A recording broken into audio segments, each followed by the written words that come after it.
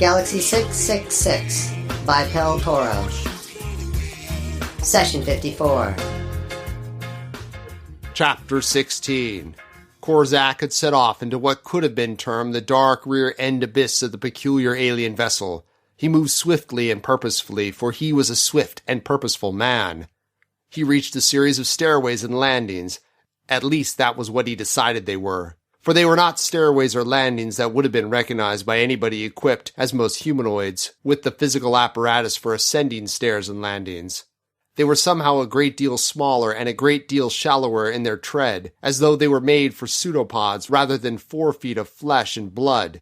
It was like walking down a very gentle spiral. It was like trying to keep a footing while descending one of those ancient terrestrial fairground devices which had rejoiced in the name of helter-skelter or penny on the mat.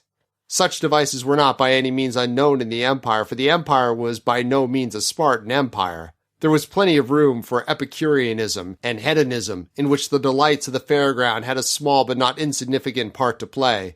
It occurred to Korzaak that when an alien was in a hurry, it might dispense with its pseudopoded locomotion and roll down the stairs after the fashion of a large flabby ball. The word gravity suddenly flashed into his mind. Korzaak had reached the bottom of the staircase. The word gravity still troubled him. Unless the aliens had some kind of simulated gravity aboard their ship, there would be no point in having a staircase like this down which they could roll rapidly. Was this intended for use when the ship had landed? Was this intended only for use when the ship was in a vertical position and planetary gravity was affecting the occupants? It seemed reasonable, yet it was not an economic device as far as the power-weight ratio went. And Korzaak, like all intelligent members of the space age, knew that without accepting the unanswerable laws of power-weight ratio, no ship could achieve maximum efficiency. Of course, those laws did not hold in the warp or in hyperspace, but before a ship could take advantage of the warp or hyperspace, it had to blast by conventional rocketry, or some other means of compulsion, away from the gravitational field of the planet from which it had taken off. This could only be achieved if the power-weight ratio was strictly adhered to. Korzaak stood at the bottom of the alien staircase, feeling like truth at the bottom of a well. He looked up in the dim gray light of the alien ship. It was an odd sight. It made him feel rather like a splinter of wood about to be severed by the biting keen blade of a brace and bit.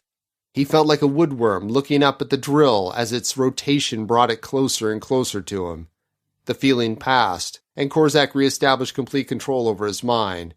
There was a doorway on his left. Short of reascending the staircase, it seemed to be the only direction in which he could travel, but there was light under the doorway, and it looked very much as though there were aliens beyond. He put his hand on the door and stood hesitating.